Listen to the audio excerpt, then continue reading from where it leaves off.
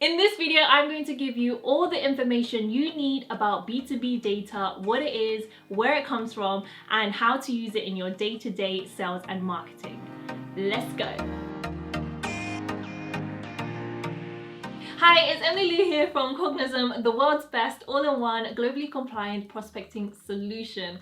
Now, a question that we get asked here a lot at Team Cognism is, what is B2B data and how can it help my business? Well, if you are looking for these answers, then you came to the right link. Now, in the olden days before Google, where did people go if they wanted to look something up? That's right, the dictionary. According to the Cambridge English Dictionary, data is defined as information, especially facts or numbers, collected to be examined and considered and used to help decision making, or information in an electronic form that can be stored and used by a computer. We know that's a bit of a mouthful, so let's make it easier. What we mean when we talk about B2B data is information that is machine readable. That is information that's processed by computers, not humans. Neat, huh? So now that you know what B2B data is, where does it come from? It doesn't grow on trees, it doesn't fall from the sky. In fact, it is sourced from two separate channels. So we have public sources and private sources.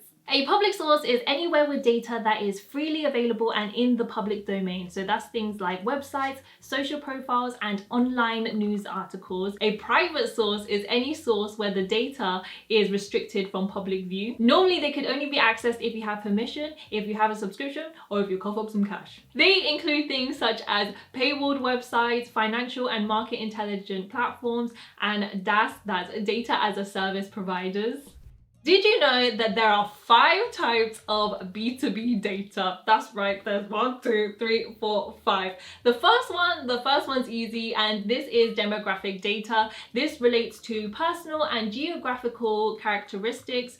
So, information about you, me, and everyone else. This includes things such as your name, your phone number, your email address, where you work, and your skills.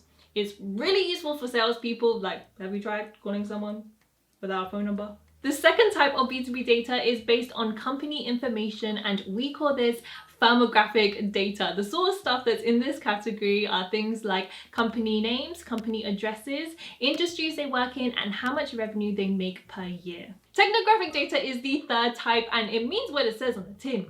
It's all about technology. So this could be either the technology that the company uses or technology that the employee uses. The clock is ticking, so let's move on to our fourth type, and that is chronographic data. And yes, you have guessed it, it is all about time. This is data that relates to the events and the changes as time progresses. We also call them sales triggers. Here are some examples. When a manager is promoted to a head of role, when an employee leaves one company and joins another, when there's a major bit of industry news like a new product or legal change, when a company posts a bad financial performance. Those are all the signs that it could be time for your sales and marketing teams to swoop in and make contact. So what about the fifth B2B data type? So this is something that's fairly new to B2B, and that is intent data. So in a nutshell, it's our behavior online. So what we're looking up and reading about, whether that shows an intent to buy a product or service. Essentially, this is a step up from chronographic data because it's a lot more targeted. So it makes it a lot more efficient and faster for sales and marketing teams. So who doesn't want that? Let's say you're an SDR and there's a prospect you really want to target. What are the key data points that you need?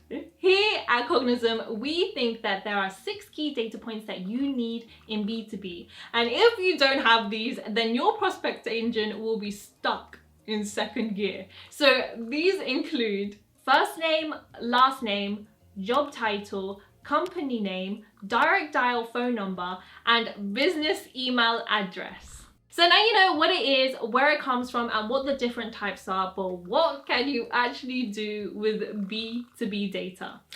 quite a lot. The first thing you could do is define your TAM. So that's your total addressable market. This is the total amount of prospects you have in your target market. You can find out your TAM in many different ways, but if you want a quick snapshot of what your TAM would look like, head over to Cognism's TAM page where we have our free online TAM calculator.